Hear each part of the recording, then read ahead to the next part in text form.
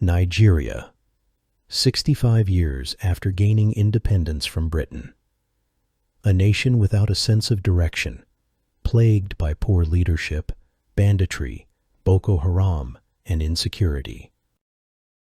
This is New Media TV in London. Live stream with confidence. Content is king. Welcome to another epic video. Your host is Frank Bello.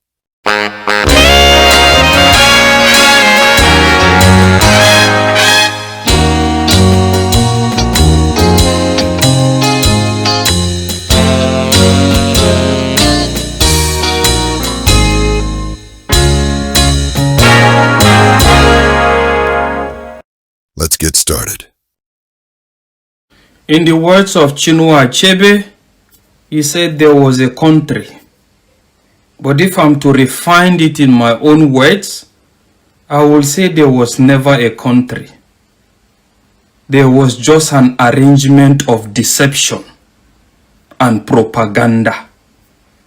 While the fact is, when we were busy thinking that the move by Shegumi was a personal opinion for the government to negotiate with these radical elements and these bandits, at the end of the day we were wrong. It wasn't just Shegumi's opinion. It was a calculated agenda, and it was a grandstand of the North. As evidently you can see what I've displayed here. The chairman of Arewa Consultative Forum urging Tinubu to negotiate with these radical elements, with these Fulani bandits. Alhaji Dalhatu. Good morning, sir, and thank you for joining us on the program. Good morning, and thank you for having me. All right. Now, the North is currently bearing the brunt of Nigeria's security crisis with, mass kidnappings in Niger, Kebbi, and Kwara, terrorist attacks and bandit attacks. Now, as the chairman of the Arewa Consultative Forum, how do you assess the federal government's response to insecurity in the northern region? Well, this problem has been going on for the last 16 years. Starting from the Boko Haram now down to these bandits in the northwest. This is coming down to the north. It's in the north central states, and it's been very, very problematic. And I think governments have been trying in their own way to tackle this problem from the beginning. But unfortunately, till now, the problems have persisted. Recently, we have seen a resurgence of attacks, but we have also noticed a resurgence of government determination to take care of it. We are very hopeful that this latest government determination will work well for all of us so that we can get to the root of this problem and eliminate it. Understood. Thank you very much for joining us. Good morning to you, sir. I mean, when we're looking across the northern landscape of Nigeria, I think it is fair to assume that the insecurity umbrella covers a lot of different fragments of insecurity. I wonder if you could talk to us about which regions really represent which type of crisis, or is there going to be really amalgamation of everything across the north? I'm asking because in some instances, we are hearing of herder-farmer clashes. In some instances, there is religious-based... I didn't quite hear the question well, but okay. I understand you are talking about insecurity in the north affected. Yes, sir. What I wanted to get was your thoughts on the different types of insecurity that we see across the north of Nigeria. In some instances, we have herder-farmer clashes. In some instances, we have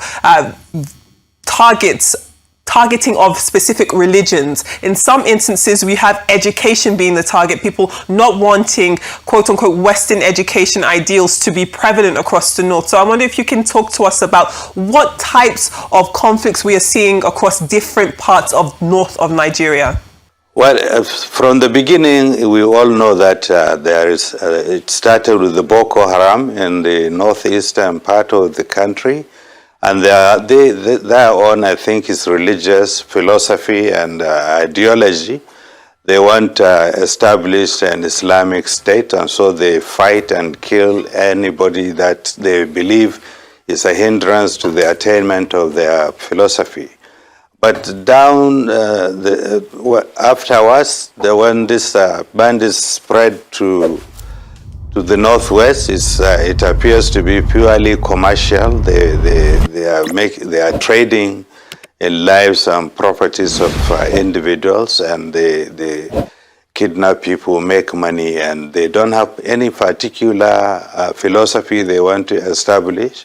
They are just rampaging. I don't want to use some words, but they rampage through. I think the truth is that both Boko Haram and these bandits have declared war on Nigeria, and they are not only in Nigeria, they are in other parts of West Africa. I would have thought the government and the West African ECOWAS community should have declared the same war on them and then put together troops and fight them really squarely. And because of Nigeria's history in assisting other people throughout our own history, military history, I would have thought that ECOWAS should also focus on getting together and putting declaring a war situation so that it can be fought in Nigeria and other places that these problems are affecting. We have had our own good record of fighting, but the time has come maybe for government to consider other options.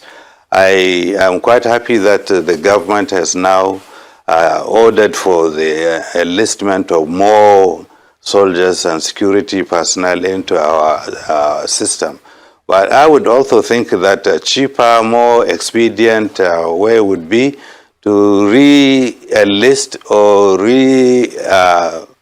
admit retired soldiers and other security personnel that had left the services because they already have the experience, the knowledge, and they know the environment very well. Instead of enlisting fresh people that may have to go some long training. But I think that is what that can be considered actually, so that they can complement and make it easier for these people to be eliminated completely. All right, it's good to hear that you're collaborating with the northern governors. Now, speaking about the northern security issues, some have argued that the North's insecurity problem is partly self-inflicted. That northern governors and elites have failed to address poverty, unemployment, educational deficits for decades. Creating these conditions for banditry and terrorism to thrive. I'd like to know how you respond to that criticism. I agree with you to some extent. That is yes, one question. We are not blameless ourselves. Right. But that is why I said we have a lot of, part of our program is advocacy. Mm-hmm. All right. And for example, we keep telling our people to cut their coat. Please proceed, sir. I didn't finish my question, but proceed. Okay, I have got a feeling that you are asking about our own inadequacies also, and I am admitting it, that partly is our problem because we should have envisaged that the large population that we keep producing is going to cause a problem. We have about 15 million out-of-school children roaming the streets. It has now become literally impossible for any state government to take care of the problem. If we had taken care of it at the beginning, it would not have grown to this volume. But our advocacy now is still to encourage governments, individuals, and even the Arewa Consultative Forum now is going into skill acquisition for those children that have missed the opportunity to be in school, so they can be taught skills, so they can be productive citizens and reduce this pervasive instance of street children problem. We we and the governments in our states have put this very high up on the agenda, because some of these children have already missed the opportunity. So the only way we can make them productive is to teach them skills.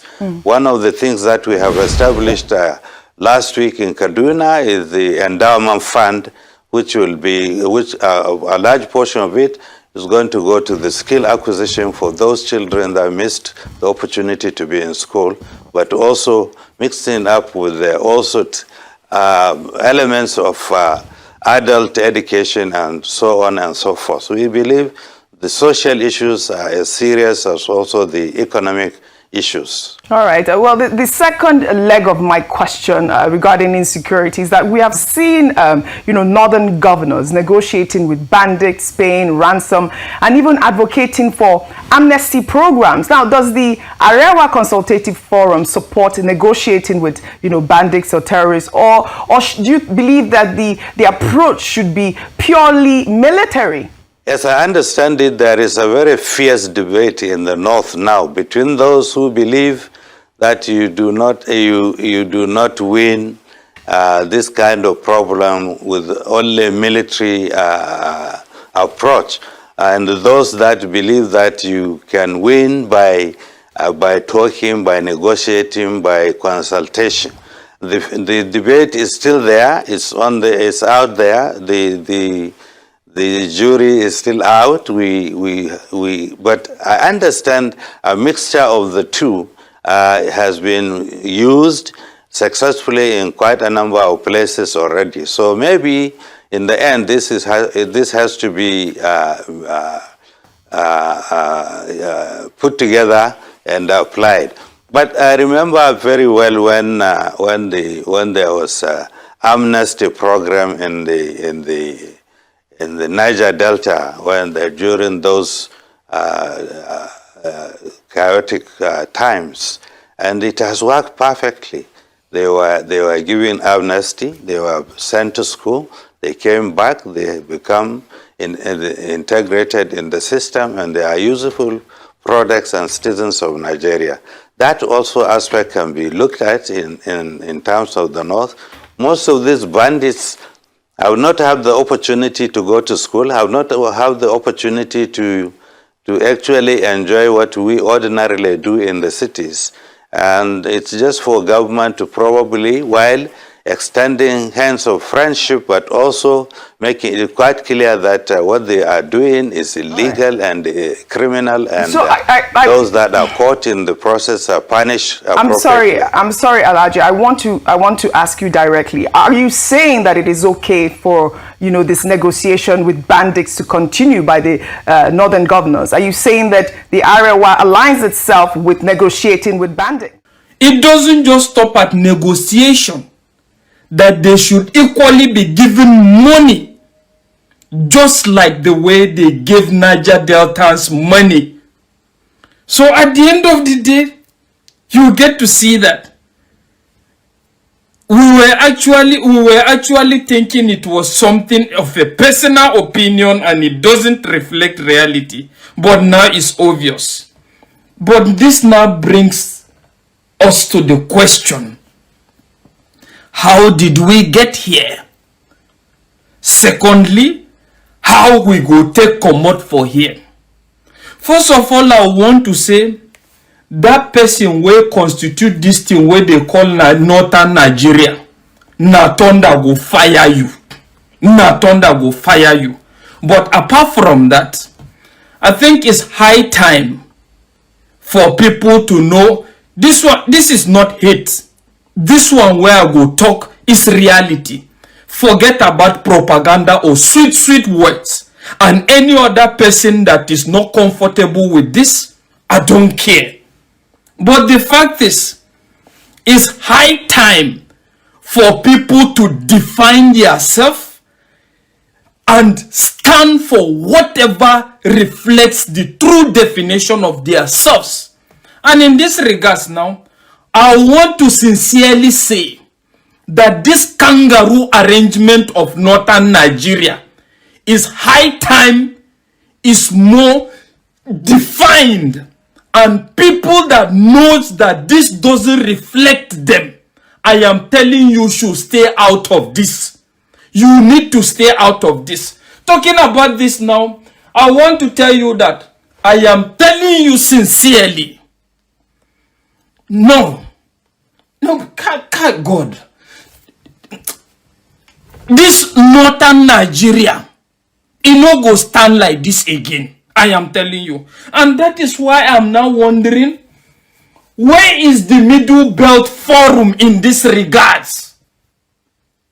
Is the statement of this Arewa consultative chairman your stand as well? And why have you been sleeping? It's obvious now that no matter how you try to promote togetherness, I am telling you, there is nothing like togetherness. There are people in this country that have agenda and they are working towards that agenda, and is evidently showing. And let's ask ourselves, when you say these people should be compensated the way they compensated the Niger Deltas, are you telling me what the Niger Deltas did is the same thing that these radical Fulani bandits are doing? Is it the same thing? What were they fighting for in the Niger Delta? They were fighting for degradation of their land and marginalization, and the fact that despite that this part of the region contributes the #1 percentage, the highest percentage in regards revenue, they feel that they should be more considered. But now let's ask ourselves this question. What are these radical Fulani bandits fighting for? All of a sudden you wake up and you decide to start fighting each other, and you are now bringing flimsy excuses of the fact that the government have not sent you to school, there is poverty or whatever. Tell me that one entity that is the government that sent them to school, and tell me if there are no schools in the north, and why did they refuse to attend that? And when you are talking about poverty now, tell me what the northern politicians have done in that regard. And lastly, tell me what does the north brings to the table of the national economy. What do they bring? What are they bringing?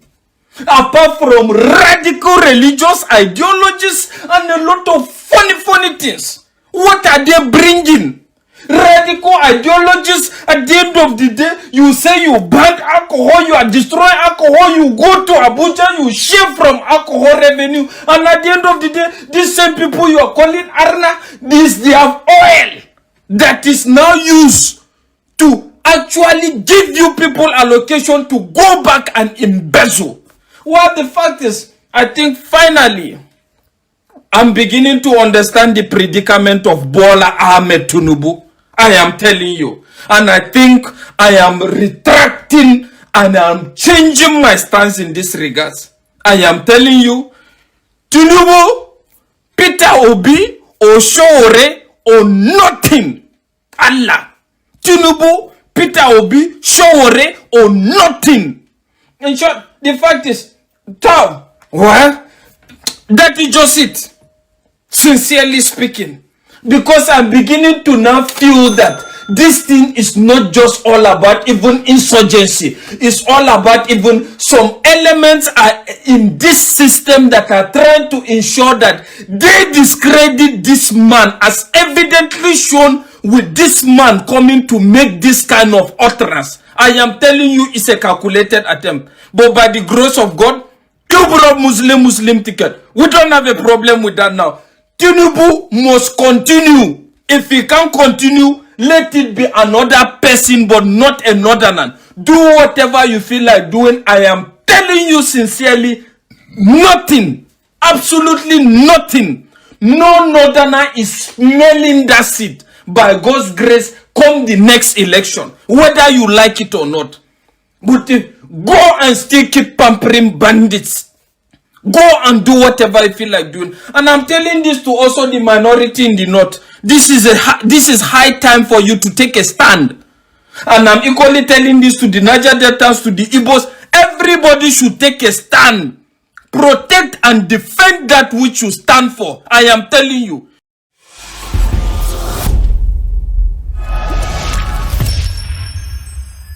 The voice note you just listened to was from a Northern Nigerian Arewa youth who was posted and redistributed across social media. Looking back 65 years after independence from Britain in 2025, the hopes and aspirations of many Nigerians in the 60s and 70s were to see a country that would be first world in Africa within a few short years. The rest of the world agreed that if Nigeria prospered, other black nations would be victorious. That was the dream. However, the phrase clarion call to end Nigeria most directly refers to a 2022 book by Chinedu Okoli titled Clarion Call to End Nigeria. This exact phrase has been repeatedly used by Frank Bello in London to urge President Bola Ahmed Tinubu to either restructure, reset, or reconfigure Nigeria as it was when it was handed over in 1960 and 1963. With the creation of the Western, Midwest, Eastern, and Northern regions. Since the center of Nigeria can no longer sustain itself due to political corruption, tribalism, nepotism, favoritism, bad governance, inefficiency, lack of basic infrastructure, poor education, a decapitated healthcare system, herdsman-farmer conflicts, land grabbing, banditry, insecurity, Boko Haram, kidnapping for ransom, we hereby urge President Bola Ahmed Tinubu and the Nigerian National Assembly at both federal and state levels to initiate the process of ending Nigeria's crises now. This forceful, unambiguous union of the wealthy, endowed southern wife with the impoverished northern husband, established by Lord Frederick Lugard in 1914, concluded in 2014 after 100 years. That's enough. Avoid the risk of more civil unrest that could lead to another war. Restructure or end Nigeria now.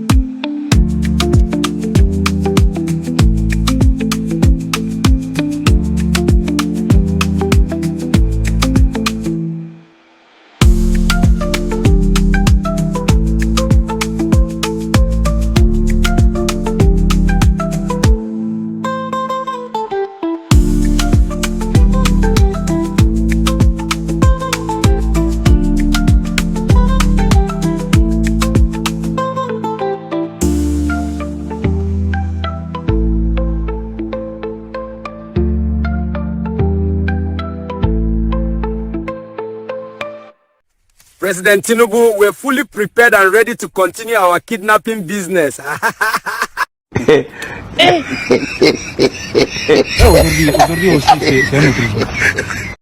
That's all for now. If you have enjoyed this video presentation and any of our live streams, please remember to like, share, follow us, and subscribe to our channels on Facebook and YouTube. Turn on notifications to be alerted when we post a new video or host a live stream. Your engagement and interaction are the most significant rewards for us. They help us build a stronger community by creating content that nourishes souls. Thanks for watching.